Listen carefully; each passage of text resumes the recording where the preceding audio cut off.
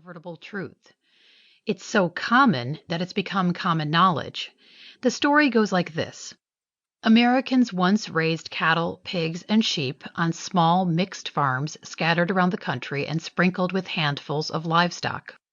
Animal numbers were low, and correspondingly, Americans ate little red meat. We were thin. Hypertension, stroke, and heart disease rates were low. Environmental damage from farming was minimal. Over the course of the 20th century, however, everything changed for the worse. Livestock herds ballooned. Cattle began overgrazing the western half of the United States. Red meat and animal fat became abundant, cheap, and ubiquitous. Americans gorged themselves on hamburgers, butter, and ice cream. The result? Soil erosion, water and air pollution, and skyrocketing rates of obesity and chronic diet-related diseases. There's just one problem with this narrative. It's not true.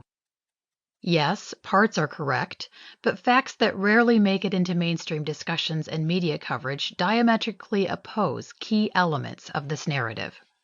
As this book will make clear, aspects of the United States environmental condition have worsened, and chronic diet-related diseases have become more widespread and severe. But these problems cannot reasonably be connected with cattle or attributed directly to butter or beef. Why? Because there are fewer cattle on the land today than there were a century ago, and because today we are eating less red meat in general and less beef in particular than at any time in recent history. We are also consuming less butter, far less whole milk, and much less saturated animal fat. No swelling bovine herds, no ever heftier helpings of red meat and animal fat. The simplistic narrative completely collapses. If you are skeptical, I won't blame you. What I've just said probably runs counter to what you've heard from innumerable sources for many years. But I come armed with data, and plenty of it, all from official government sources. While my overall premises, that cattle are good for the environment and that beef and animal fat are healthy food, are admittedly controversial in this day and age, the basic agricultural and demographic facts are not in dispute. Here is the most pertinent bit of information to keep in mind. In the second half of this book, I will detail how American dietary choices have changed.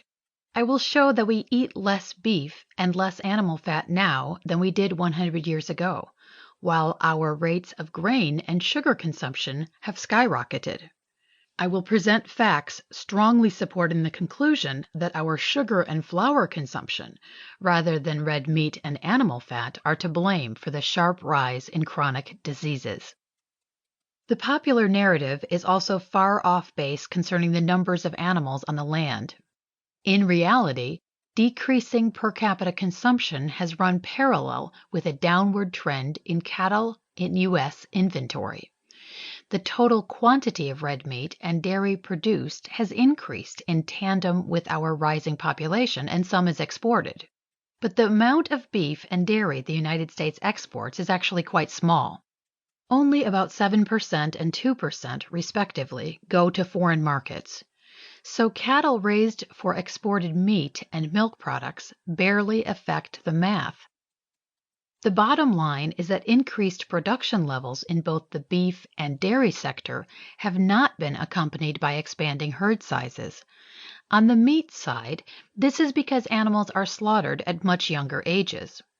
At the dawn of the 20th century, a typical beef steer going to slaughter was 4 or 5 years old.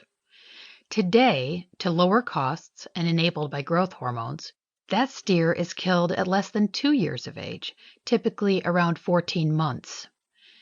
Dairy cows, too, go to slaughter at much younger ages, often at just 3 years of age. This also affects beef supply because, now as always, a large portion of U.S. beef comes from dairy cattle. The rise in milk production, however, is owing to an entirely different issue. As I detailed in my book, Righteous Pork Chop, selective breeding of dairy cows for greater milk output, read large udders, has vastly increased per animal production. At the beginning of the 20th century, U.S. average per cow milk production was 2,902 pounds annually. Today, it is 19,950.